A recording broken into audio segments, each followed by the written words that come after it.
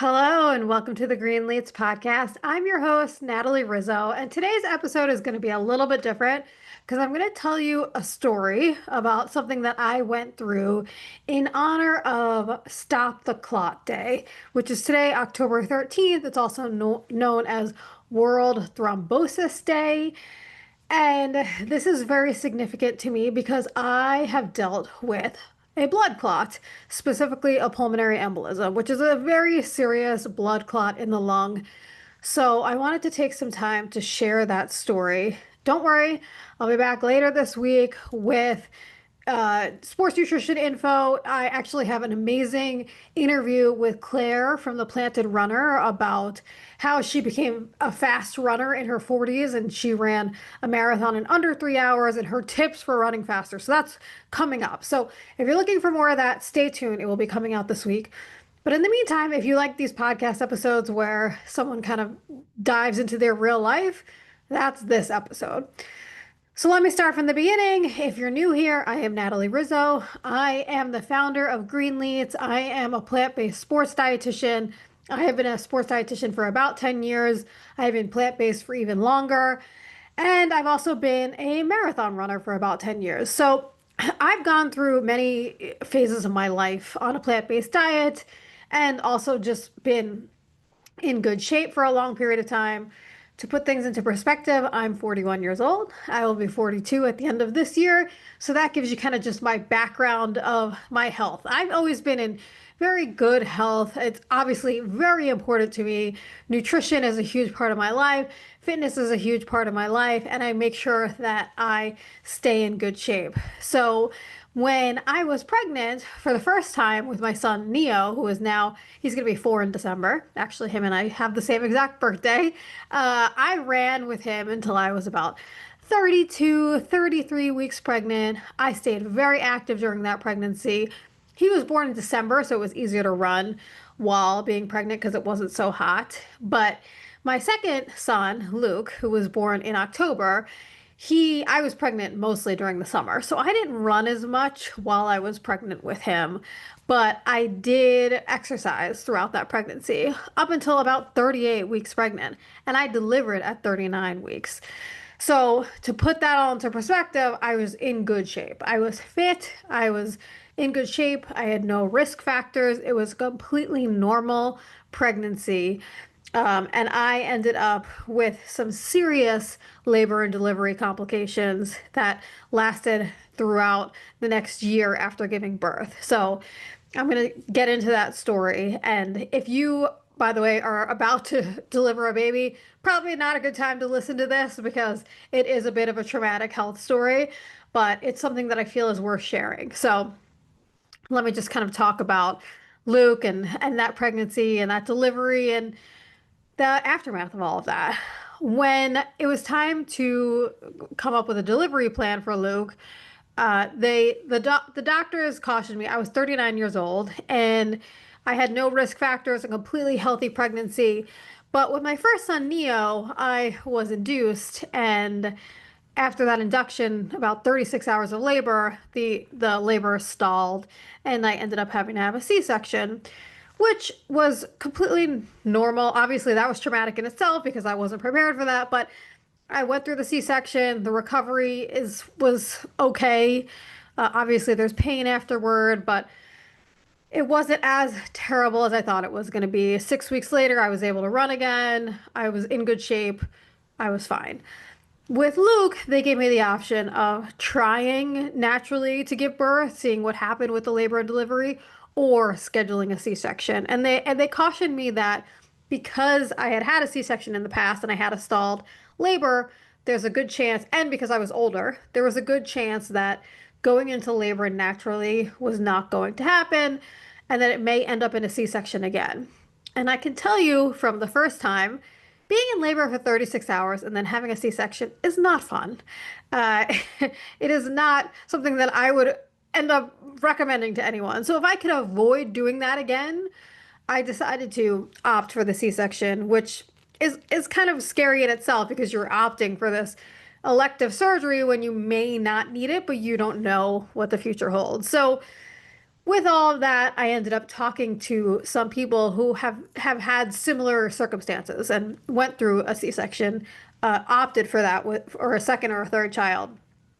And what people had told me was, you know, sometimes it's a little easier because you go into the hospital at a set time, you know what time your surgery is. The surgery takes half an hour, and then you have your baby. And of course, you have a longer road to recovery because you had a major abdominal surgery, but you had already gone through that, so you kind of knew what that was like. So sometimes people said it's easier. There's no labor and delivery. You just go in, and this is what it is. So I knew that that was the right course of action for me, and I had told my doctor early enough that I was able to get scheduled for the first surgery of the day.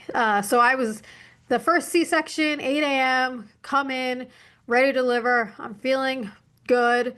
I put on a little bit of makeup, did my hair for the pictures afterwards, excited to meet my baby. And a little bit of background on the babies that I've had. They have always measured very big.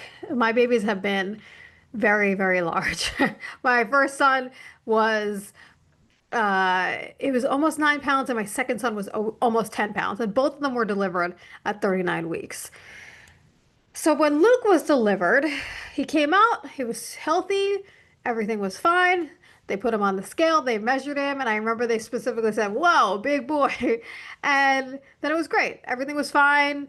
I felt okay. But they kept noticing that my blood pressure was dropping. So my blood pressure was dropping, and they were asking me how I was feeling, and I was like, well, I kind of feel, a little woozy, but obviously I just had a C-section. And then I said, I'm a little tired. I think I'm going to close my eyes. So essentially, I started to pass out. I started closing my eyes. Whereas with Neo, my first son, I was ecstatic. Even after 36 hours of labor, not really sleeping, so excited to see him. With Luke, I kind of started to close my eyes and not feel so good and not even be joyful in the surroundings, but just being like, I'm tired. And they were like, that's okay, you could take a nap. And I remember after the fact thinking that was weird. So then what happens is as they're going to stitch you up, they tell your husband to leave the room. He leaves the room. They bring the baby to clean him, and I think they finally bring the baby out. And my blood pressure keeps dropping, and they said, "How do you feel?" And I'm like, "I feel kind of woozy." And then I was like, "I think I'm gonna throw up," and I started dry heaving in that moment. And the blood pressure kept dropping, and they said it seems like her cuff is not on properly, the blood pressure cuff. But I was, I felt weird, and they just thought that the blood pressure cuff wasn't on properly because I had no complications before that. I had no health history. I had no nothing. But eventually the blood pressure keeps dropping and they cannot figure out what's going on. So they said, we're going to kind of feel around and see if there's a blood clot in there. And if not, we may have to go back in and see what's going on. So they're kind of feeling around and seeing if they could feel anything in my abdomen. They don't feel anything. And I continue to just feel terrible, feel worse and worse. And I remember I think chief of surgery maybe told my OB, we have to go back in. So I'm scared at this point, and my OB says to me, there's a lot of people that are going to rush in here now, and you're in good hands. We're going to take care of you. We have to see what's going on. And I was like, well, what's going on? And she said, if we have to, we will do a life-saving surgery and give you a hysterectomy. And I was like, okay. I didn't know what was going on. So they put me into they had two ORs right next to each other, and they said they always left one open for emergencies. Well, I turned into that emergency, and they moved me to that OR, and tons of people came in, and the anesthesiologist that I had met with ahead of time, just asking if I had any allergies to anesthesiology, came back in, started administering more, and basically said, okay, you're going to take a little nap now. And I fell asleep, and that was it. So I woke about 2 hours later and I actually had, this is a crazy coincidence, but I had an orthopedist standing over me saying, "It looks like, Natalie, you're awake. It looks like your arm is going to be okay." And I said, "What? What? I'm confused." I think that was the first thing I said was, "I'm confused."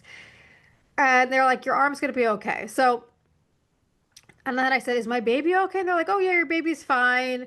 And they tried to explain to me what had just happened a little bit. Well, you started hemorrhaging and we had to stitch your uterus back up and we got everything fixed up. We're going to bring you out now. So it turned out I had hemorrhaged and I had lost about half the blood in my body.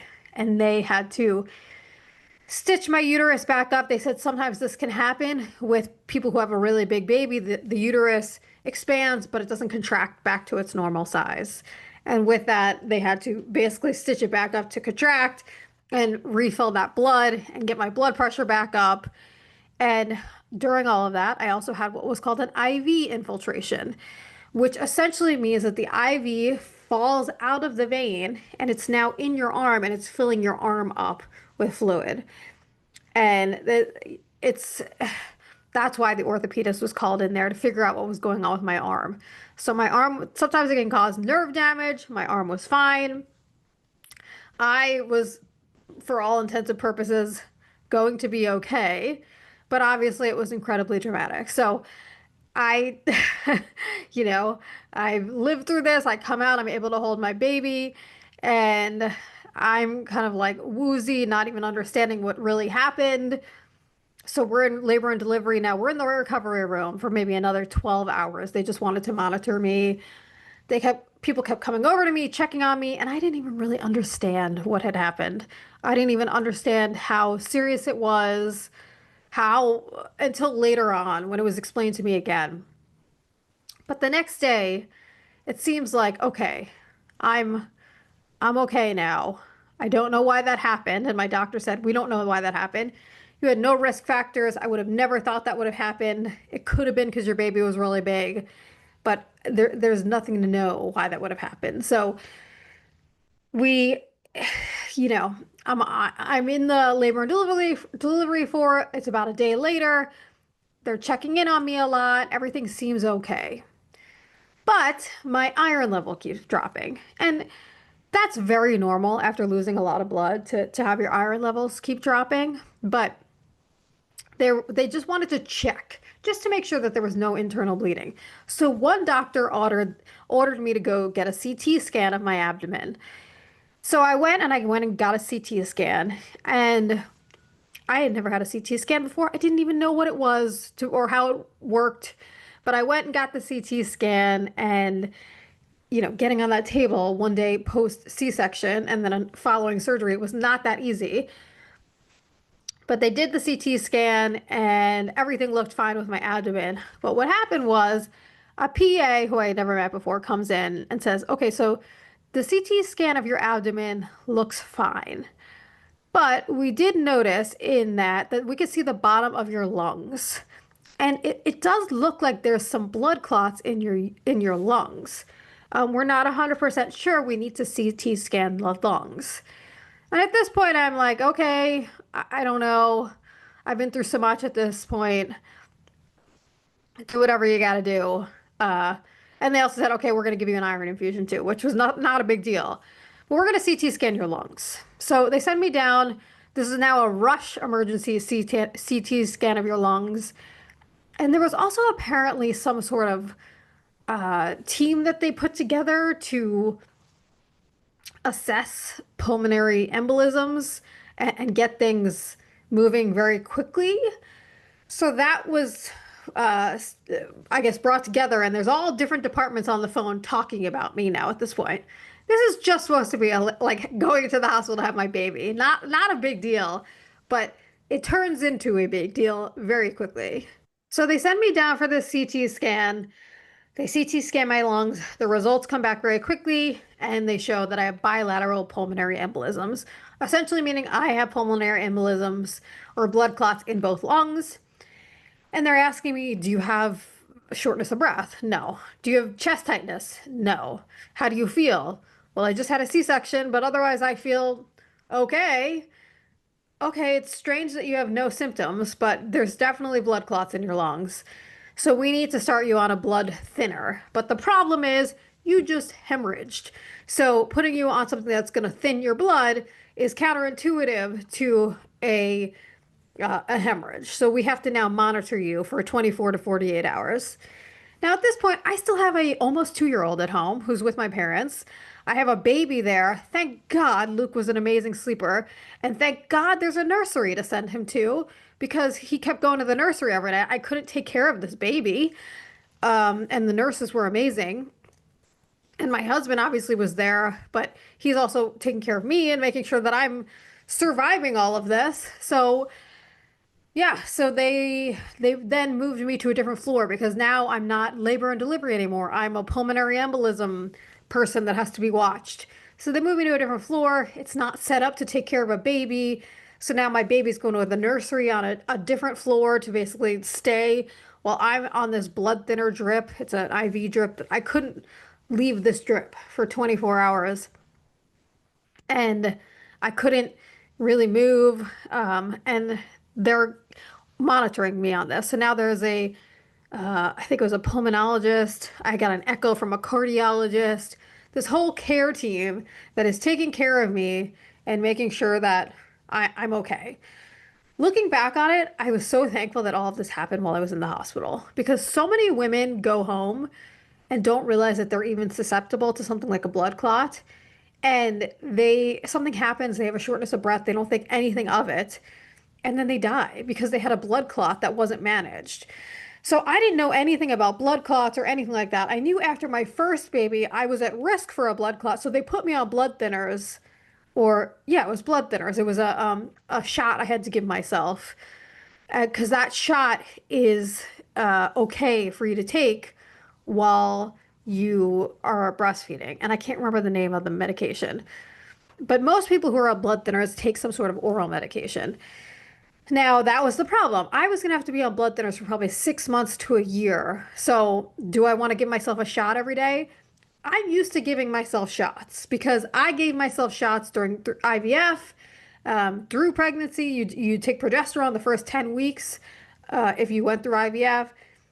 The blood thinner shots hurt a lot. They would leave you bruised. They hurt a lot more than the other shots. It's not something I wanted to do for 6 months to a year. So then I had to then decide in that moment, on top of all of this, do I want to breastfeed? Because I can't breastfeed if I decide to take the oral medication. So all of this is happening. I'm completely overwhelmed. They bring me to a room where my baby, there's no room for my baby. There's no room for my husband, really. And that night, I sent my husband home because we live not far from the hospital. And I said, just go home and sleep in a bed, and they're going to monitor me all night. The baby's not even here. Just go, and you'll come back right in the morning as soon as you wake up. And he did, and I was fine. But I was so just defeated at that point because I went into this hospital thinking I'm just delivering a baby. I'm healthy. I have no risk factors.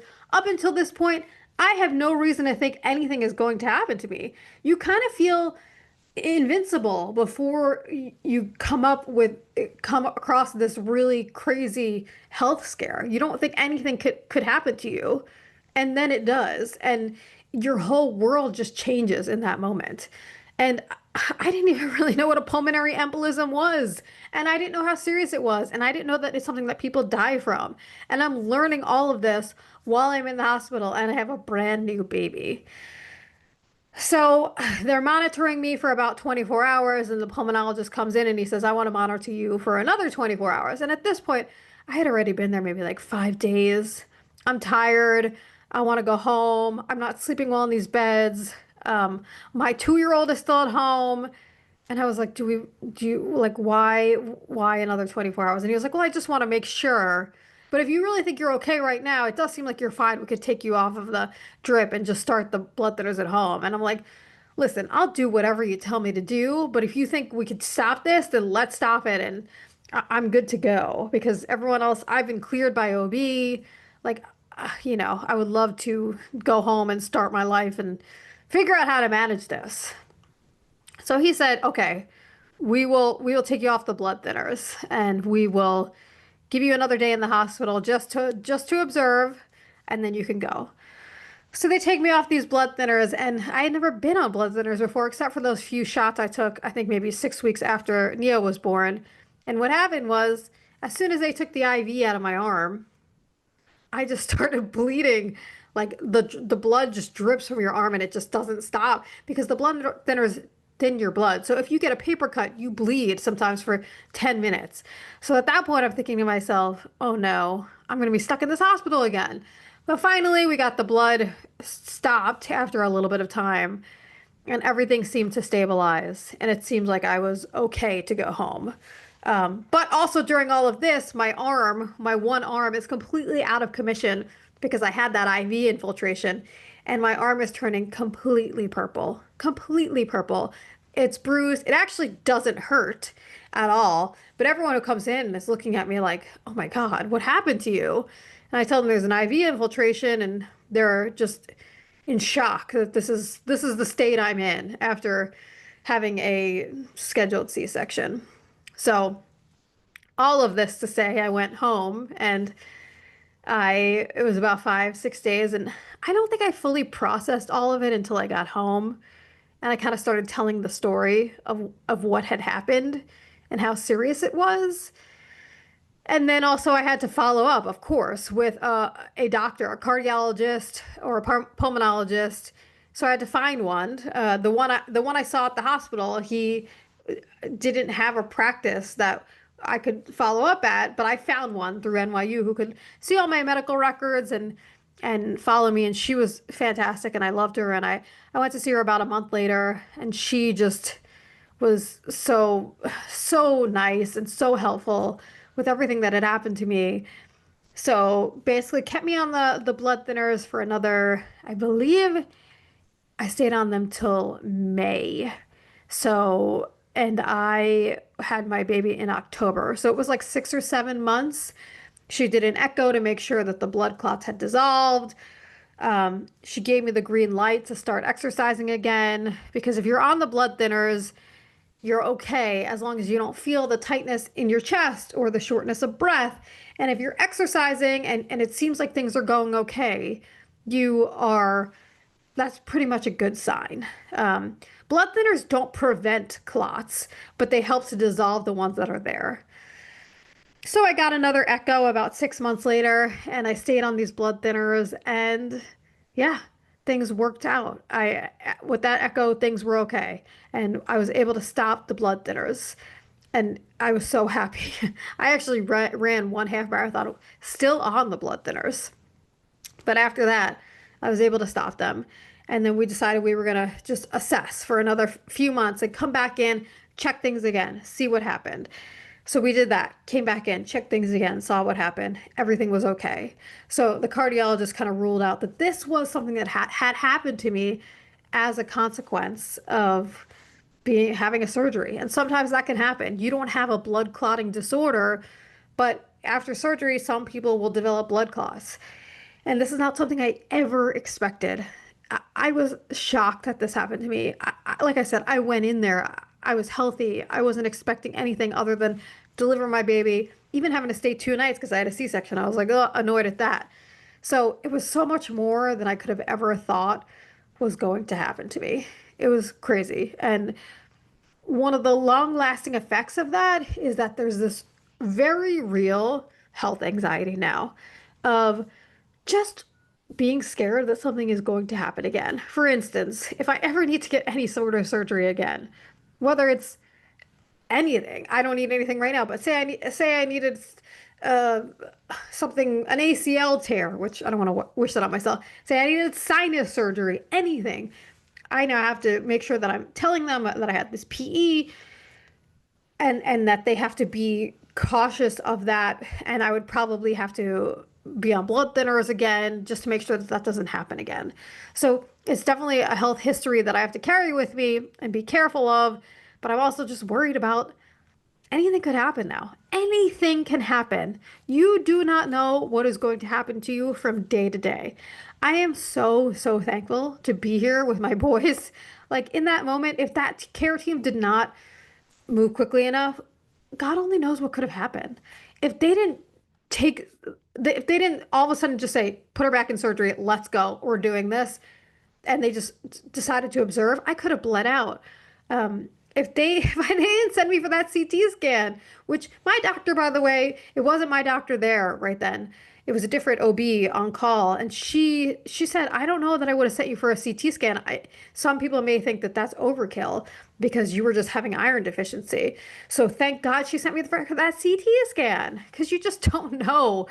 You don't know what's gonna happen to you, and it's there's so many things looking back that were just I'm so thankful that it worked out the way it did.